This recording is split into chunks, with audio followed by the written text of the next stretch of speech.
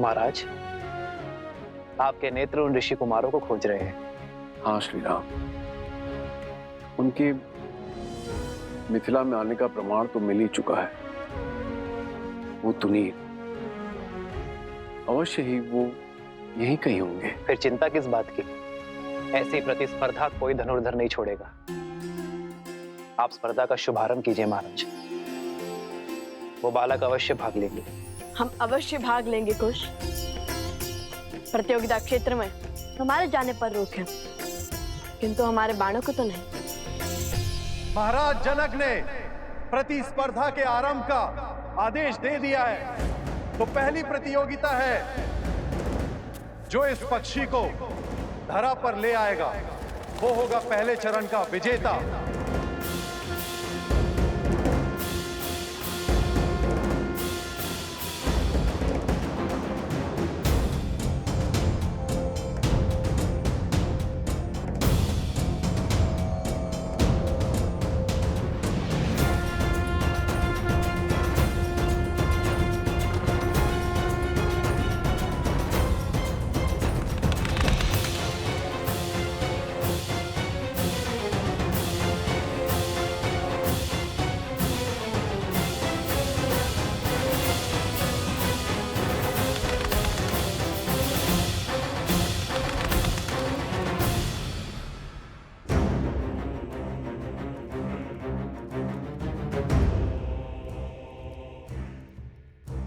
पुनः यही आ पहुंचा।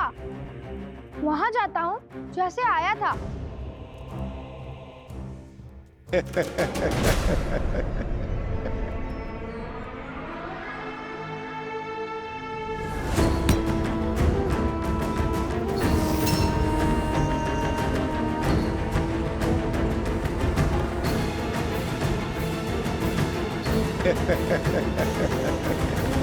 महाराज, इस पक्षी को नीचे लाने के लिए प्रतियोगी इस पर वार करेंगे, इसे मार देंगे।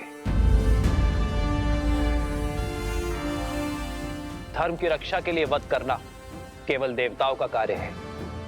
आत्म सुरक्षा के लिए वध करना मनुष्य का कार्य है। भोजन के लिए वध करना पशुओं का कार्य है, किंतु केवल मनोरंजन के लिए या सामर्थ्य के प्रदर्शन के लिए वध करना केवल और केवल राक्षसों का कार्य है।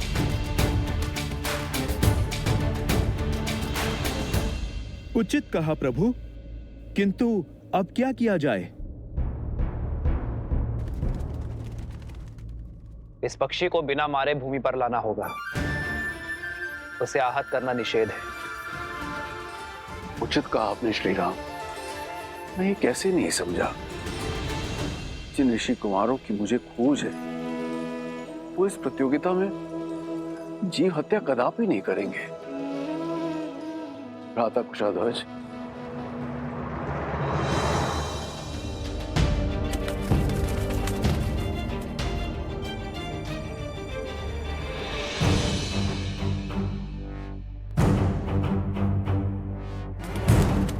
प्रभु, बिना पक्षी को आहत किए कैसे नीचे लाएंगे वो? ये तो नन्हे बालक जान पड़ते हैं। इतनी बुद्धि, इतना विवेक होगा उनमें? प्रभु, कहीं प्रयास में ही पक्षी आहत हो गया तो? एक विशेष सूचना, इस पक्षी को नीचे लाने के लिए कोई भी इसे आहत नहीं कर सकता।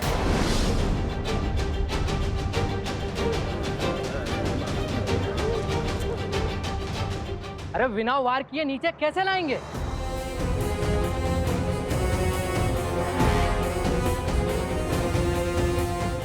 हमें कौन से पक्षी की भाषा आती है जो उन्हें बहला फुसला के नीचे ले आएंगे? हम सब साथ में बाण मार कर भी उसे नीचे नहीं ला पाएंगे। असंभव है प्रतिस्पर्धा पूरी करना। महाराजा जनक हमारा अपमान करना चाहते हैं, इसीलिए इन्होंने असंभव शर्त रखी है। हाँ हाँ, ये अपमान है हमारा। हाँ हाँ, ये अपमान है हमारा। हाँ हाँ, ये अपमान है हमारा। हाँ हाँ, ये अपमान है हमारा। हाँ हाँ, ये अपमान है हमारा। ये अपमान है हमारा। शांत हो जाइए, शांत हो जाइए। हम कैसे शांत हो जाए? ये अपमान है हमारा।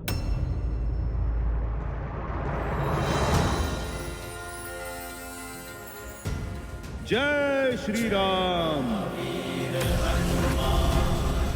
भैया वो देखिए, हनुमान जी, हनुमान जी। जय हनुमान, जय बजरंगबली। धन्य हो गए हम। पहले प्रभु श्री राम और अब हनुमान जी के भी दर्शन हो गए हमें। ऊपर माता सीता के दर्शन हो जाए। राम नाम से सागर में पत्थर तैर गए महाशय। और आप कहते हैं बिना मारे पक्षी को नीचे लाना असंभव है। प्रतियोगिता का नियम है तो उसे पूरा करने वाला भी होगा, अन्यथा हार मान के अपने ध्वज को लज्जित करके आप चले जाइए यहां से।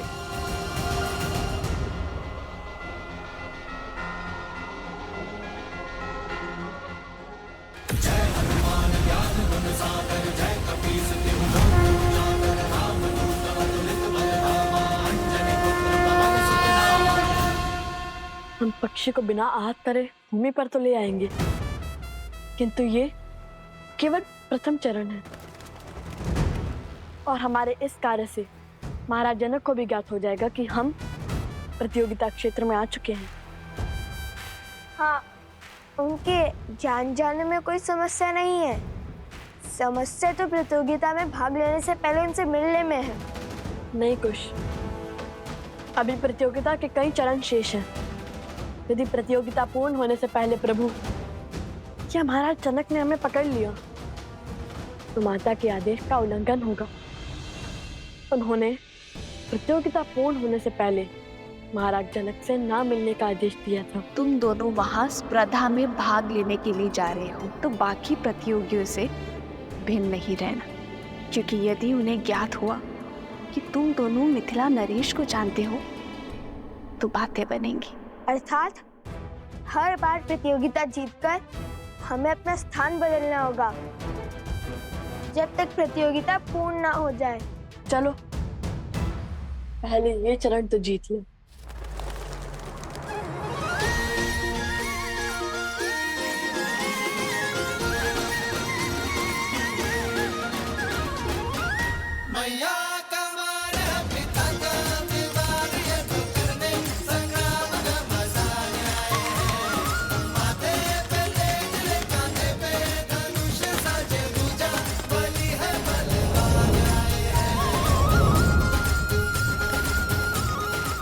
अभी नहीं कुछ, उसे तनिक हमारे महाराज के निकट तो आने दो।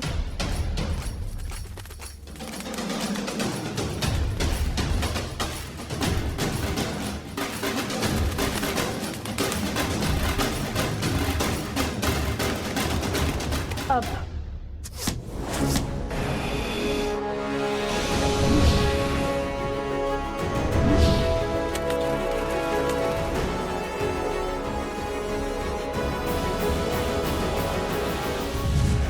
वो देखिए तीर।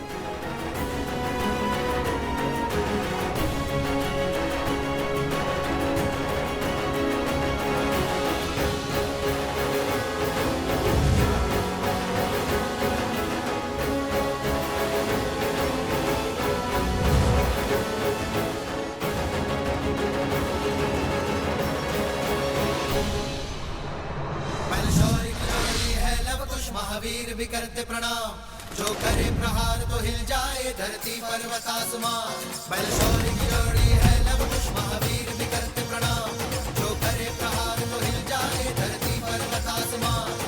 धनुष उठावे प्रत्यंचा जब करे बाण संधान, तो इनमें दिखे सीता का धीरज बल जैसे श्री राम। जाते राम की मर्यादा सीता का बलिदान, इनमें भक्ति में छोटे तो हनुमान आए। अद्भुत, वर्षों से ऐसी कला नहीं देखी मैंने। प्रभु, आपको प्रसन्न करने वाले ये धनुर्धर सामान्य नहीं हो सकते। ये अवश्य ही उन ऋषि कुमारों की लीला होगी। आर्य, सच कहते हैं आप। कुशध्वज, आप शीघ्र सैनिकों को उस ओर भेजिए। मुझे दोनों बालक चाहिए। ये तेजस्वी बालक किसी साधारण वंश के नहीं हो सकते। मेरा भी अनुमान यही है गुरुदेव। उनकी प्रतिभा निकट से देखने की इच्छा मेरी भी हो रही है महाराज, पर वो दोनों बालक है का? भला ये अपनी पहचान छुपाकर क्यों भाग ले रहे प्रतिभा बहनों में?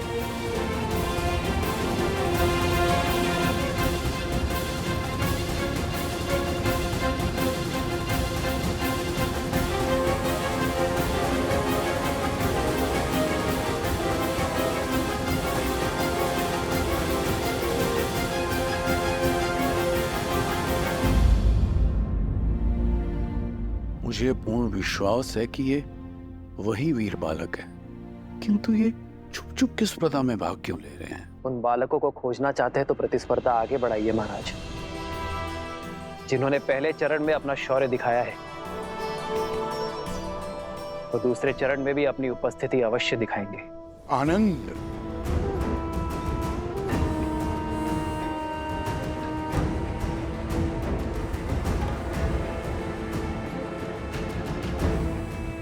कोई बात नहीं, अभी कुछ देर में तुम्हारे मित्र प्रतिस्पर्धा जीत जाएंगे और तुम उनका सत्य सबके सामने उजागर करोगे।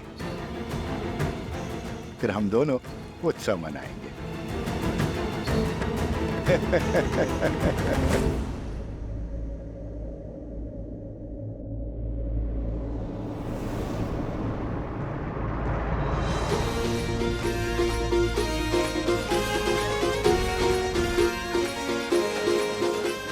जाओ वहां, खोजो उन्हें।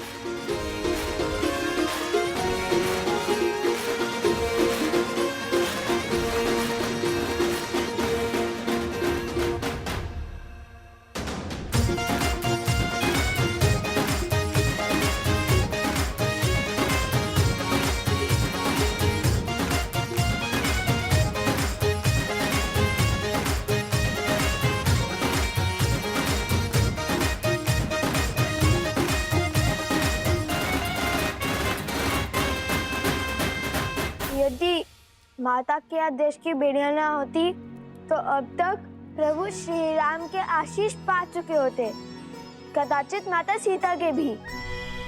माता ने प्रतियोगिता पूर्ण होने से पहले महाराज जनक के समक्ष न आने का आदेश इसलिए दिया था ताकि महाराज जनक को कोई पक्षपाती न समझे, और यदि ये आदेश ना हुआ होता तो प्रतियोगिता स्थल से इतनी दूर, इतनी बाधाएं पार कर करधा में भी ना जीते होते।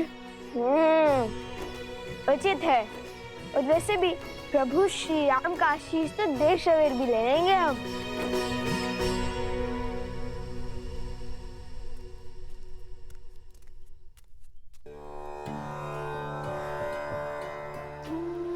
कितने सुंदर और अनोखे पुष्प हैं वन देवी, कहाँ से मिले? आश्रम के आसपास तो ऐसे पुष्प नहीं है। फाल्गु नदी से लौटते समय लवकुश लेकर आए थे। इतनी सुंदर और अद्वितीय माला बनाई, किंतु इतनी छोटी क्यों? ये मेरे आराध्य के लिए, जिनकी मूर्ति मैं सदा अपने साथ रखती हूँ। ये लवकुश भी ना जब सामने होते तो कोई ना कोई करतब कर मुझे चिंता में डाल देते हैं, और जब सामने नहीं होते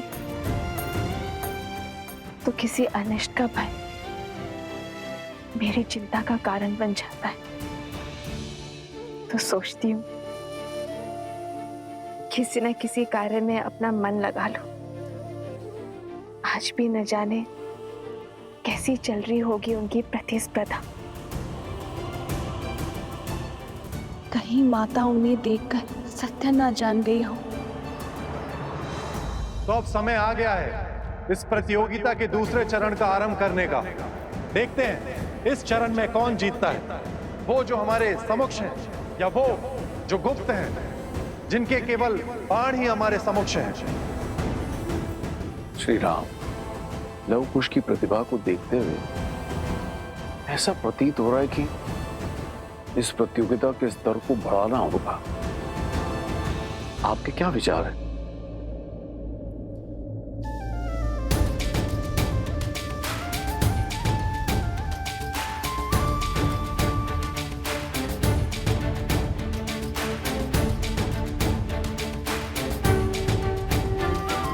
श्री रामचंद्र कृपालु भजु मन हरण भव भय दारुणम नव कंज लोचन कंज मुख कर कंज पद कंजारुणम कंदर्प अगणित अमित छवि नव नीला नीरज सुंदरम पटपीत मानहु दड़ित रुचि सुचि नौमि जनक सुतारम श्री राम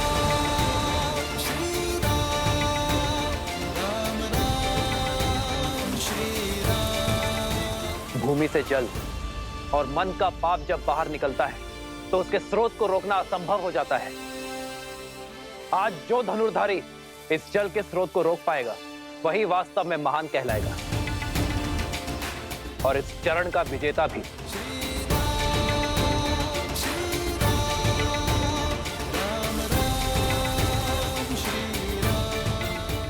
भूमि से निकले जल को रोकना कठिन होगा।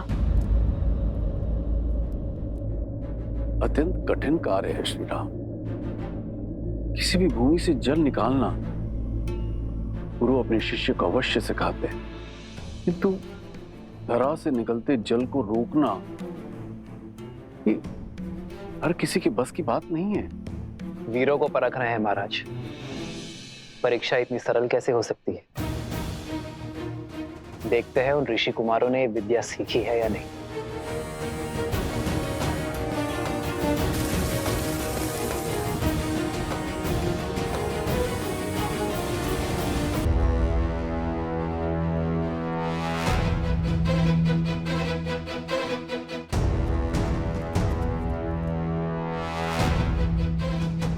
भैया बिना माटी कंकड़ के इस धरती से निकलते जल को कैसे बंद करेंगे? असंभव।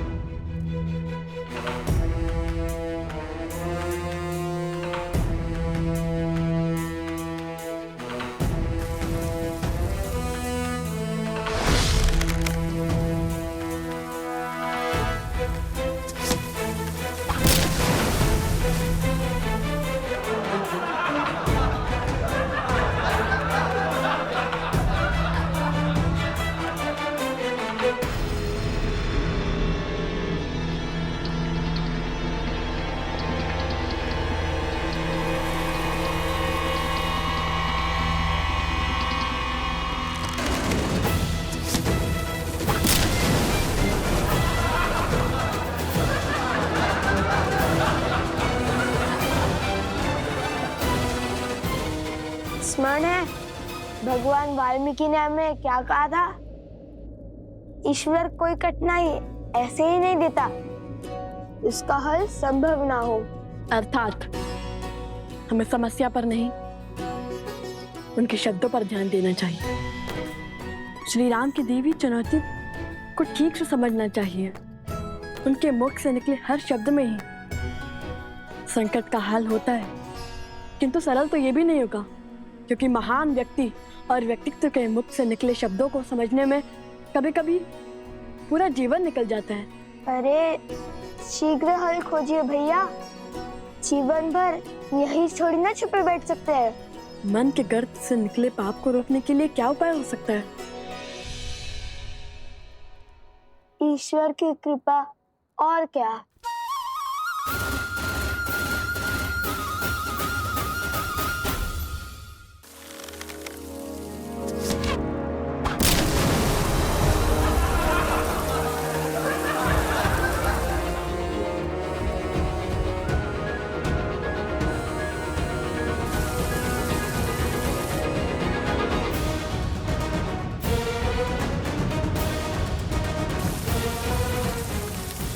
लो, मिल गया उपाय।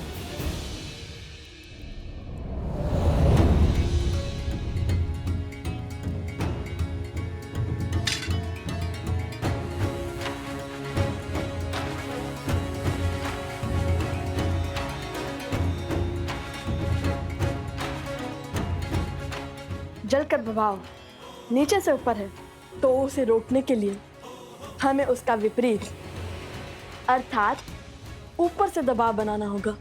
और श्री राम नाम के अतिरिक्त कौन है जो पाप के ज्वार और बहती जलधारा को रोक सके?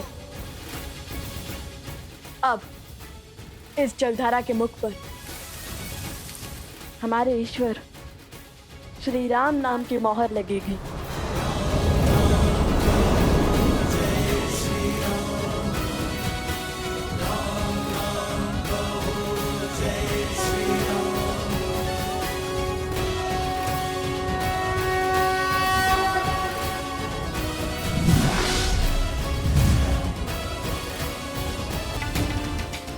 आज जो धनुर्धारी इस जल के स्रोत को रोक पाएगा वही वास्तव में महान कहलाएगा और इस चरण का विजेता भी।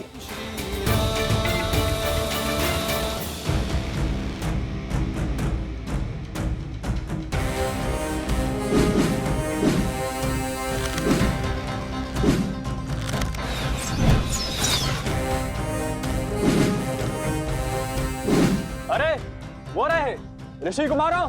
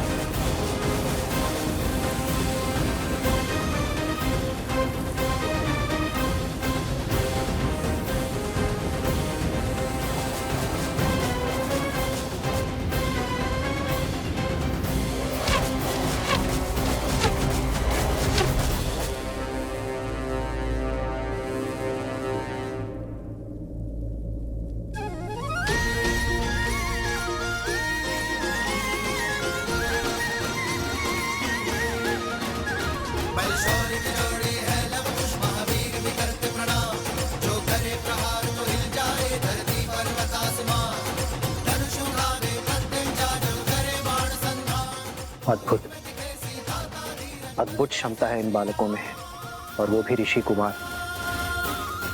इस आयु में ऐसे धनुर्विद्या का प्रदर्शन तो राजकुमारों के भी बस की बात नहीं है। इनकी प्रतिभा अतुल्य है महाराज।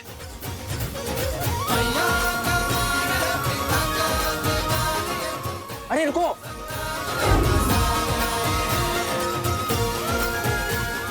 रोको। सैनिक भी इन्हें खोज नहीं पाए हैं महाराज। ये दोनों बालक असाधारण प्रतीत हो रहे हैं। आपने तो इनका पराक्रम निकट से देखा है, किंतु अब मुझे उन्हें प्रतियोगिता के अंतिम चरण को जीतते हुए निकट से देखने की इच्छा हो रही है। मैं स्वयं उन्हें खोजने की इच्छा रखता हूं। अवश्य, मैं भी आपके साथ चलता हूं। आपका ये अतिथियों को छोड़कर जाना उचित नहीं होगा। आप यही रहिए। मेरे स्थान पर मेरा हनुमान उपस्थित रहेगा। जैसे प्रभु की इच्छा।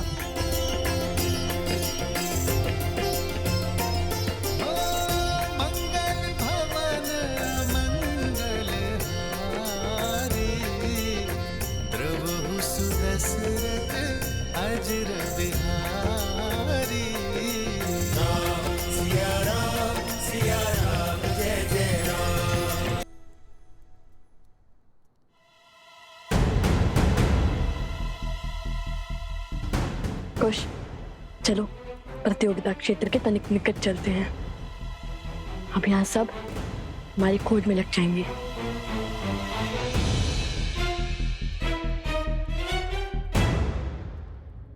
अद्भुत धनुर्विद्या का प्रमाण देते हुए हमारे गुप्त प्रतियोगी ने दूसरा चरण जीत लिया है, और इसी के साथ हम आ पहुंचे हैं इस स्पर्धा के आखिरी चरण में। अब देखना यह है कि इस अंतिम चरण में वो हमारे समक्ष आते हैं या नहीं। तो ध्यान से सुनो, इस चरण में महाराज जनक का अश्व, जिसे आसपास के सभी 12 राज्यों में सबसे तीव्र होने का गौरव प्राप्त है, उसे बिना क्षति पहुंचाए रोक पाएगा, वो होगा प्रतिस्पर्धा का विजेता।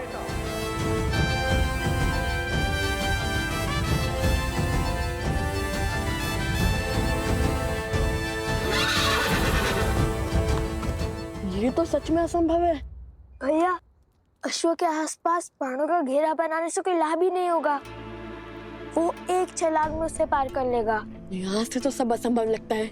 अश्व भी दिखाई नहीं दे रहा है और प्रतियोगिता क्षेत्र तो उस और है ना। चलो उस वृक्ष पर चढ़ के देखते हैं, कदाचित कोई मार्ग दिखे।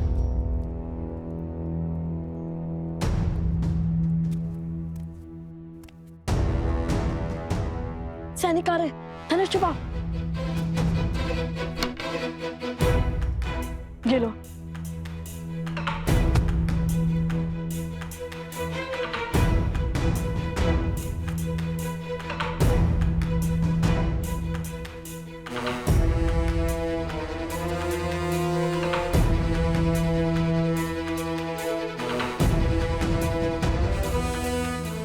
ये तो अयोध्या के सैनिक हैं। इतने सैनिक मिलकर उन दो बालकों को नहीं खोज पा रहे हैं। शीघ्र ही हमें उन दोनों को महाराज के समक्ष ससम्मान प्रस्तुत करना होगा। लगता है पूरी मिथिला और अयोध्या मिलकर हमें खोजने में जुट गई है। वो देखो, मिथिला के सैनिक जिन्हें हमने माटी में स्नान करवाया था।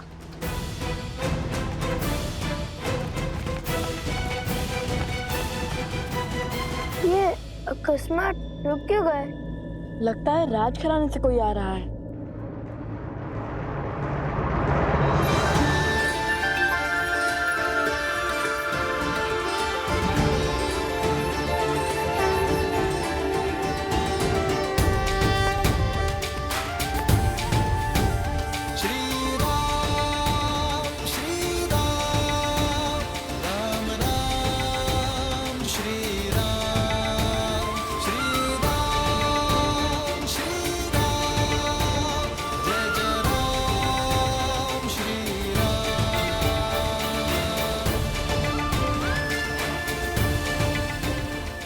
अंततः भक्त को भगवान के दर्शन मिल ही गए।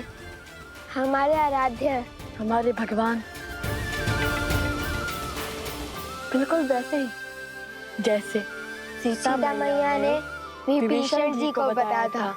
श्री रामचंद्र कृपालो भज मन हरण भव भय दारुणम। नवकंज लोचन कंज मुख कर वदकंजारुणम। कंदर्प अगणित अमित छवि नवनील नीरज सुंदरम। पटपीत मानहु तडित रुचि शुचि नौमि जनक सुतावरम।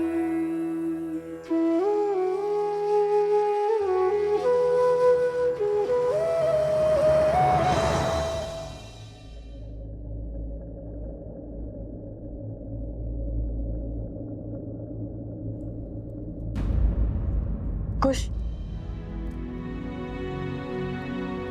श्री राम के चरण स्पर्श करने के लिए इससे अच्छा अवसर नहीं मिलेगा हमें। चरण स्पर्श करे या स्पर्धा? कुमारों,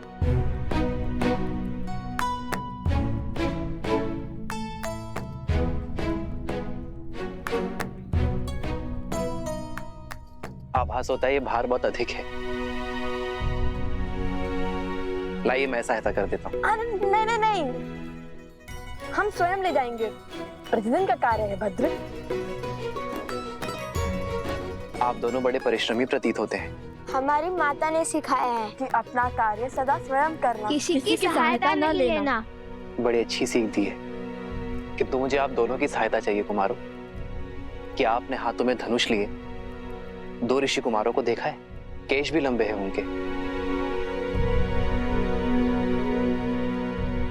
हाँ हाँ, उस ओर गए वो दोनों ऋषि कुमार।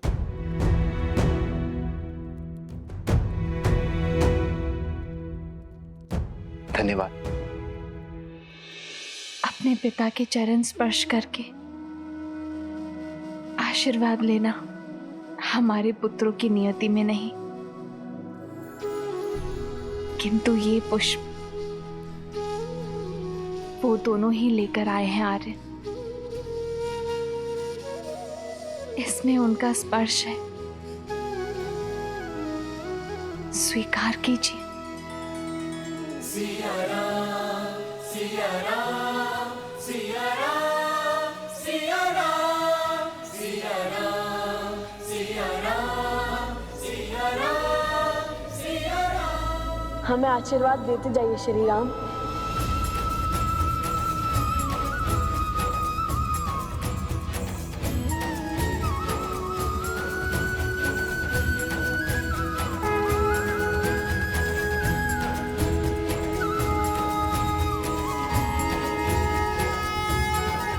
आदर्श और मर्यादा की है ये कथा महापावनम।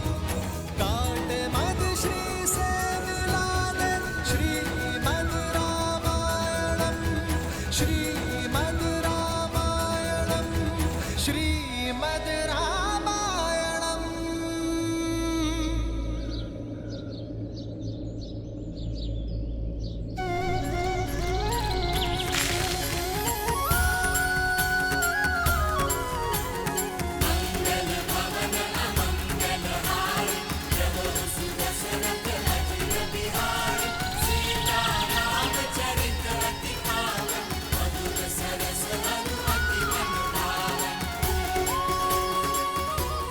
प्रसन्न रहो।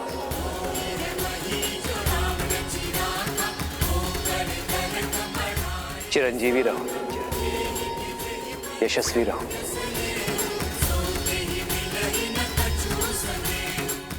ये कैसा अद्भुत आभास है। अब तक जिस मन को चिंता घेरी हुई थी, अब वो अचानक आनंदमय कैसे हो गया। कैसा शुभ संकेत है ये।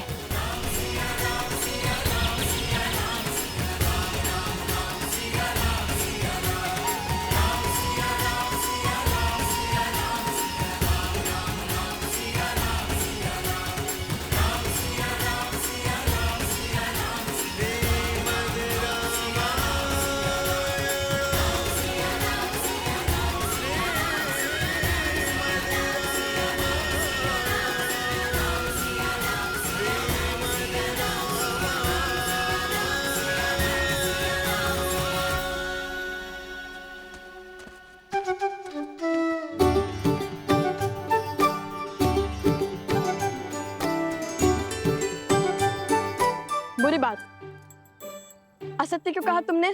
हम तो यही हैं।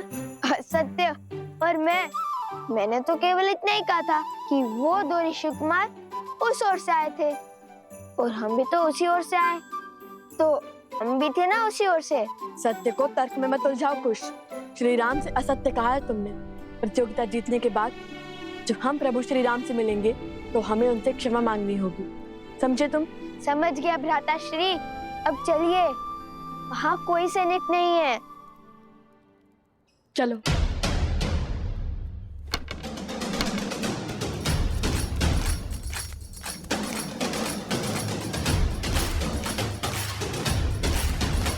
भैया, अब तो अंतिम स्पर्धा बची है, उसके बाद छुपने छुपाने के खेल से मुक्ति मिल जाएगी। मैया का मान है, पिता का विवाद, ये तो करने संग्राम का मजा आए हैं। माथे पे तेज ले, कांधे पे धनुष साजे भुजा, बलि है बलवान आए हैं।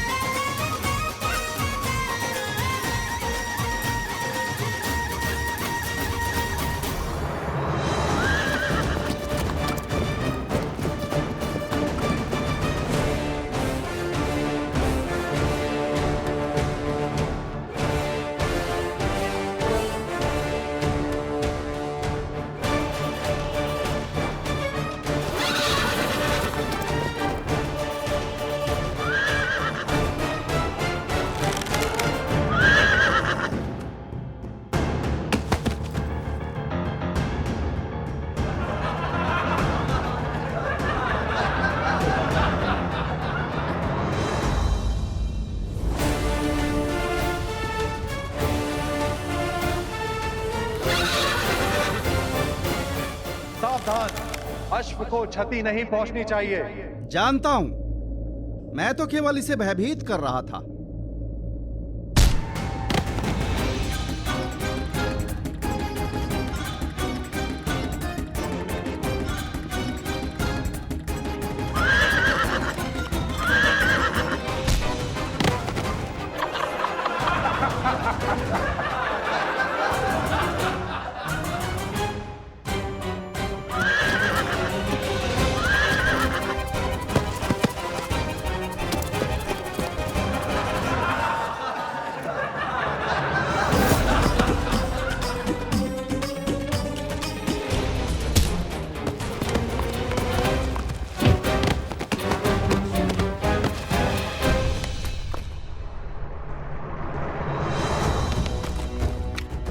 अश्व प्रतियोगिता के स्थल से बाहर निकल चुका है भैया।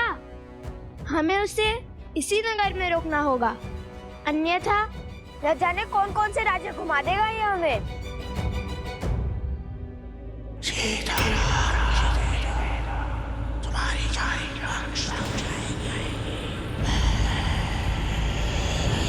ये किस राक्षसी शक्ति का आभास हुआ मुझे? आर्य सुमंत। जी महाराज। आप सैनिकों को लेकर उस ओर जाइए, मैं यहां देखता हूं। जी महाराज। भैया दूसरे लक्ष्य तो भेज दिया, किंतु इस अश्व को कैसे रोकेंगे?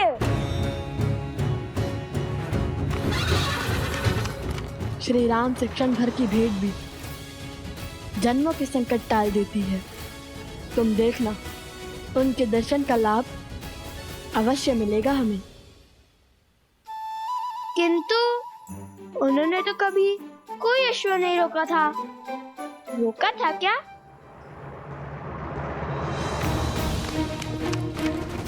वो देखिए भैया, वो रहा। कुछ सोचिए भैया, कैसे रोके इस अश्व को? यदि हमें मार्ग नहीं दिख रहा तो हम उसके मार्ग का अवरोध बन जाएंगे। सज्जो कुछ फिर विचार कर लीजिए भैया, मुझे तो ये बड़ा क्रोधित लग रहा है। सोचो कुछ, श्री राम ने क्या कहा था? उन्होंने तो कहा था प्रसन्न रहो, संतुष्ट रहो और चिरंजीवी रहो। किंतु इस अश्व को पकड़ने में क्या संतुष्टि, क्या प्रसन्नता होगी भैया? प्राणी प्रसन्न और संतुष्ट कब होता है? मैं तो तब संतुष्ट रहता हूँ जब मेरा पेट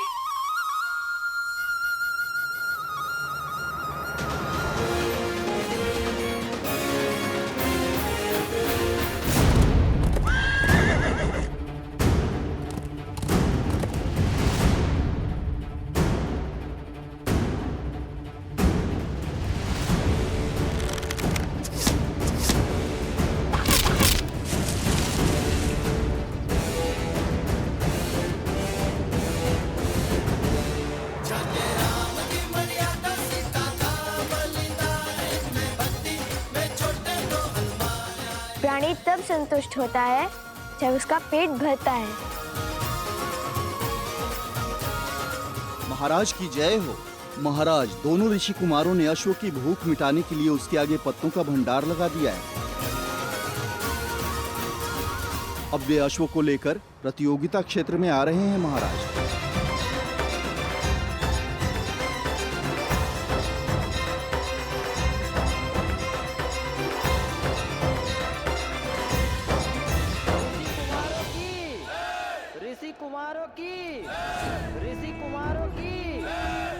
लगता है तुम्हारे मित्र स्पर्धा जीत गए हैं। समय आ गया है जब उस प्रतियोगिता क्षेत्र में उन्हें पुरस्कार मिल रहा होगा। तब पूरे नगर के समक्ष तुम्हें उन्हें जीवन का सबसे बड़ा आघात देना होगा। संसार को बताना होगा कि लव कुश सीता के पुत्र है। जो सत्य देवी सीता ने संसार से छुपाए, स्वयं भगवान वाल्मीकि भी जिसे उजागर नहीं करना चाहते, वो आप क्यों सबके सामने लाना चाहते हैं? क्या मिलेगा आपको माता सीता और लव कुश को दुख पहुंचाकर? जिज्ञासा,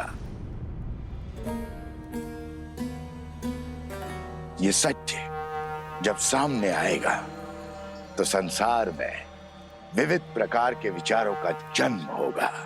कोई राम से इसलिए घृणा करेगा क्योंकि उसने अपनी गर्भवती पत्नी का त्याग किया।